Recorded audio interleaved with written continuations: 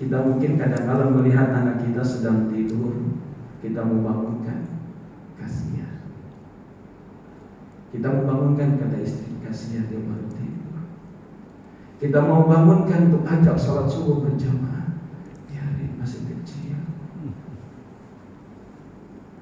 Padahal ketika kita membangunkan dia, mengajak dia ke masjid untuk salat berjamaah, itulah kasih sayang yang sesungguhnya seorang ayah kepada anaknya. Bukan ketika kita membiarkan dia dalam keadaan tidur, bukan membiarkan dia dalam keadaan lalai, tapi kita ajak, kita bangun, kita bangunkan. Nah, maukah kau masuk surga bersama kami? Bareng ayah, bareng bunda, yuk bangun, kita tahajud. Sehingga tanggung jawab kita tidak hanya untuk menerangi diri sendiri, tapi untuk menerangi sekian banyak saudara-saudara kita, teman-teman kita, sesuai dengan kapasitas yang Allah berikan kepada kita. Kebermanfaatan kita, apapun yang kita miliki yang Allah berikan kepada kita, bisa kita gunakan untuk menjadikan urut itu semakin menyala. Karena ketika lampu itu semakin menyala, semakin memberikan penerangan, maka insya Allah kecintaan Allah kepada orang yang banyak memberikan manfaat akan semakin dan semakin bertambah. Dalam satu hadis Nabi SAW, dan juga diriwayatkan oleh Imam Ibnu Hibban, beliau menyampaikan, Inna Allah yuhibbu khairun nas anfa'uhum linnas. Sesungguhnya Allah sangat mencintai manusia yang memiliki kebermanfaatan untuk manusia lainnya. Insya Allah. Jadi ketika kita menginginkan kecintaan Allah Subhanahu wa Ta'ala, maka kebermanfaatan kita semakin kita tingkatkan. Insya Allah. Nah, jamaah sekalian yang dirahmati Allah, kebermanfaatan itu banyak kita bisa lakukan. Bahkan ketika kita menyingkirkan duri di tengah jalan, menyingkirkan sesuatu yang membahayakan orang lain, di sana ada nilai manfaat, di sana ada kebaikan. Bahkan Nabi menyebutnya itu adalah amalan keimanan. Ketika kita menyingkirkan duri, menyingkirkan sesuatu yang berbahaya, mungkin ada lubang di jalan yang bisa membahayakan, kita tutup, maka itulah nilai kebermanfaatan yang bisa menambahkan cintanya Allah Subhanahu wa Ta'ala. Jamaah sekalian yang dirahmati dan dimuliakan Allah Subhanahu wa Ta'ala, maka kemudian Allah Subhanahu wa Ta'ala juga memerintahkan kepada kita untuk kemudian nilai kita bertambah dan bertambah di hadapan Allah. Allah menegaskan, wa ta'awanu 'alal birri wat taqwa wa la ta'awanu 'alal itsmi wal 'udwan. Dan tolong menolonglah kalian dalam kebaikan dan takwa, dan jangan tolong menolong dalam perbuatan noda dan dosa serta keburukan. Nah, jamaah sekalian yang dirahmati Allah, saling tolong menolong itu tidak hanya sekedar berupa materi. Boleh kita memberikan seseorang dengan materi, memberi uang, memberi sedekah, memberikan apapun boleh.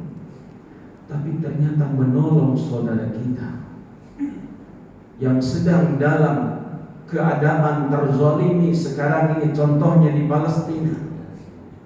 Masya Allah, hari ini, kemarin itu sudah 9.000 saudara kita yang dibantai Zionis Israel.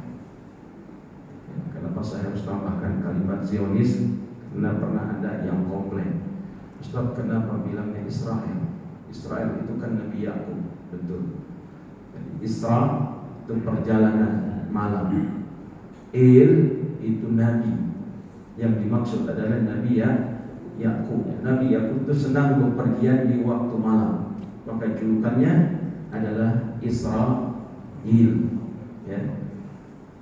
Nah, kemudian ada Isra Mi'raj. Nah, Isra itu perjalanan di waktu malam.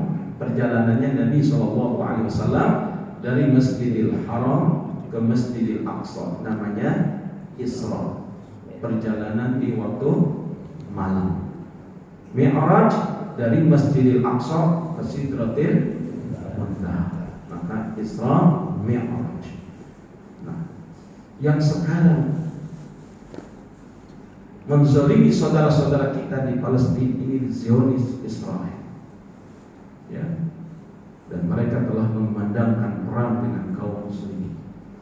Bahkan mereka berencana melakukan genosida terhadap saudara-saudara kita di Palestina.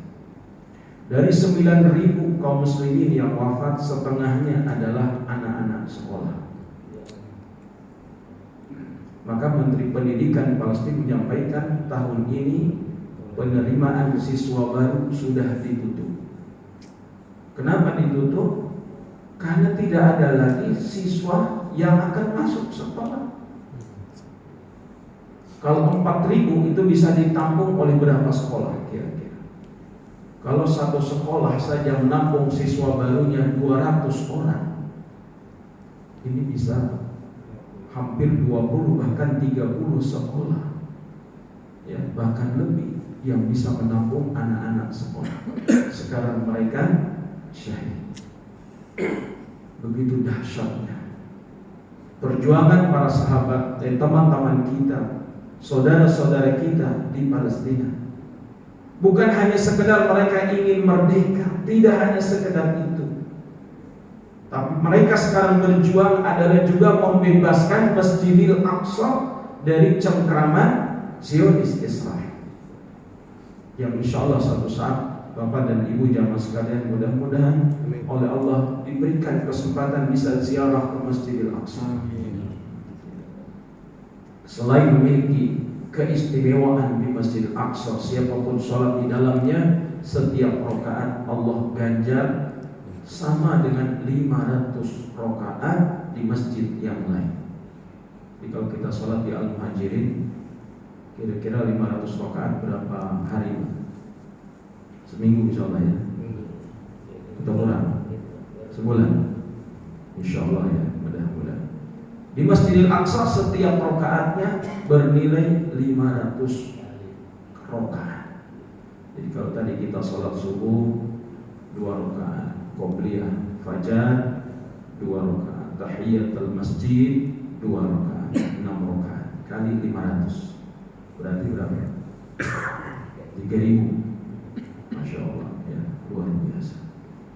Nah, Masjidil Aqsa tanggung jawabnya bukan hanya di pundak saudara-saudara kita warga Palestina, tapi menjadi tanggung jawab kita sebagai umat Islam dimanapun berada.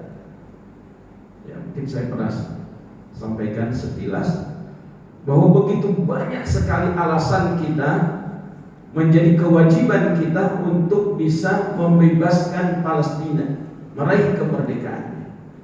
Di antaranya berkaitan dengan terbebasnya Masjidil Aqsa dari cengkraman Zionis Israel. Nah, oleh karena itu jamaah sekalian yang dirahmati Allah,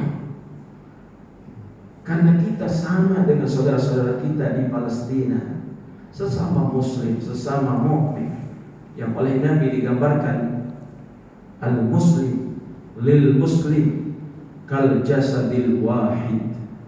Seorang muslim, seorang mukmin dengan muslim lainnya laksana satu tubuh. Kalau bagian tubuh ada yang terluka, yang menyebabkan panas, menyebabkan ngilu, menyebabkan nyeri, maka seluruh tubuh merasakannya. Begitulah gambaran orang-orang yang beriman, gambaran orang-orang muslim. Apa yang dirasakan saudara kita di Palestina, tentu kita rasakan.